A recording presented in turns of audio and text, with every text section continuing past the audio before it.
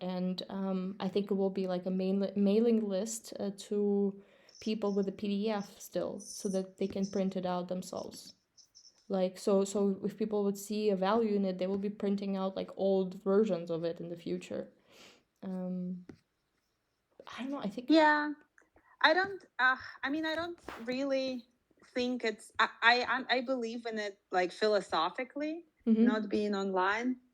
However, I don't think it makes it more desirable. Okay. Like it's just it is what it is. It's like it's good to take the stance. I agree. Mm-hmm. But I don't think of that like in itself being at least maybe not yet. Maybe once maybe in the future there's more of a movement of To being more offline. online. Mm-hmm. But just in the short term, I don't think so. Hopefully in the future, yes. You know? Yeah, because just one thing, when I'm looking at all these publications and even this store that I sent you, like the zero waste one, Oh yeah. it looks What's the so story with cute. that? You know, it's a nice store. It's like super super cute. It's located at the like right next to this Odmo space, this big, you know, space. And there's also like a print shop for, oh no, it's not a print shop, it's a digitalization shop for cameras, not cameras, but like these, как бы, вот это, как пленочные фотоаппараты, и вот эти пленки можно Film. like the film digitalizing firm. So Cool. that's Yeah. super nice. And then on the upstairs part there's like 7 different little rooms filled with vintage slash you know, secondhand items. Nice. And each room is basically a wardrobe slash extension of the wardrobe of that person that opened it. So it's super nice cluster community, and I'm imagining that, you know, the magazine would be, say, distributed there, and like finding these clusters would be the key. And then when people see it, they can just read it. They don't need to buy it. But if they're buying it, then it means that it's like an investment. It's not a cheap piece. And well, okay, back to that store. They have super nice presence offline. And when I went there first time, I met their salesperson that was super nice, and she was very patient with my very specific questions. And Right. when I was there second time, the owner was there and the girl who was before there. And first of all, the owner was not nice to the girl. She was very, Oh. you know, like при мне прям что-то ей плохое говорила, типа, ты не то делаешь. И, типа, учила ее, и как прям при мне, it was just worse than, yeah, like, just wait. Wait for me to leave if you have to. So that was that. And then I asked her some questions, asked about candles. And because she had only like smelly candles, and I wanted like without smell, and just like tube candles and not like in a glass. and and then I recommended, she's from another city, so I recommended her to other stores that I knew of.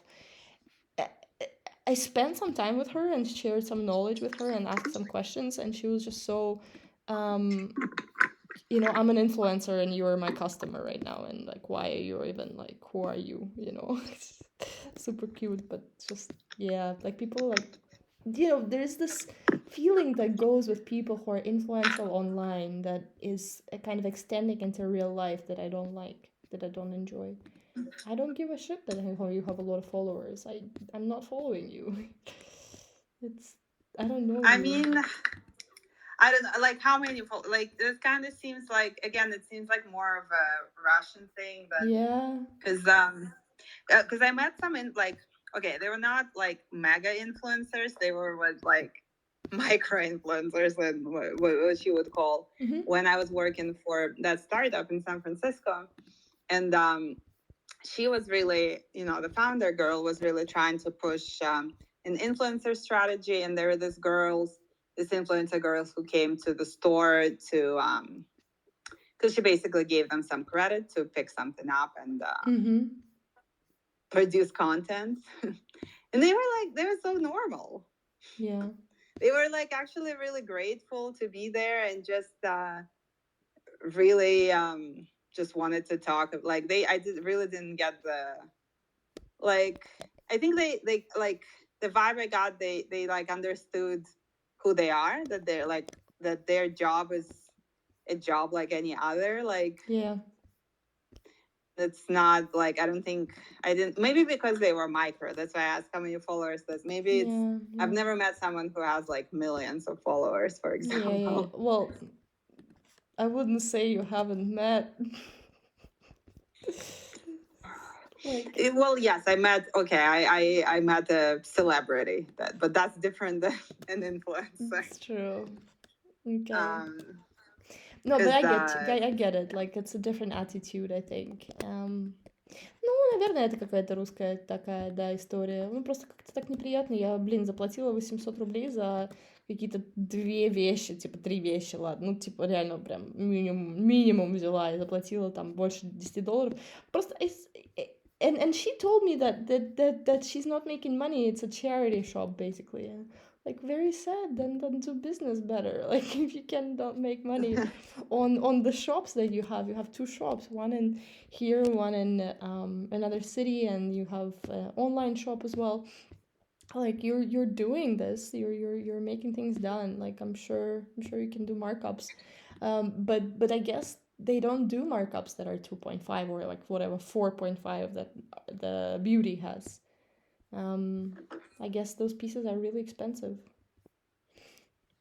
Beauty doesn't have that like big well.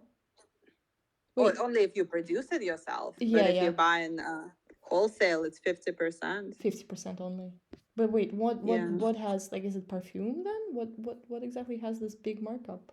I think you told me. No, beauty does, but if you make it yourself and sell it yourself, like direct to consumer kind of beauty would have can have an extreme markup, yes. But if you buy, like what I did, buying beauty from brands to retail, it's actually a bit less than fashion, because fashion can be, 50 to 65%. Yeah. Beauty pretty much standard 50. Yeah, I get it. Yeah.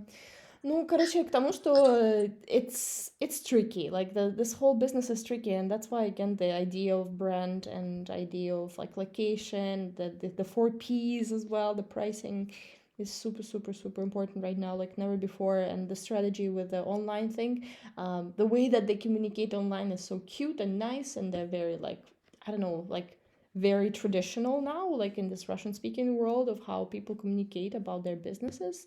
Very engaging and very like positive and very nice. But in the end of the day, when осадок, который у меня остался от общения с этим человеком, не очень хороший. Вот. И все равно it comes down to the people that are bringing these brands together and putting these things up and working. И самое, наверное, такое очень важное, что, ну, как бы, если люди, которые там работали или experience с этими людьми был так себе, то потом просто the word of mouth thing is not going to work out. Like, you really want the word of mouth to work out, because people are really heartfully recommending that product or that experience. The whatever that is connected to their brand. But at the end of the day, yeah, it's like, no, that's it's a relationship. Absolutely true. But don't like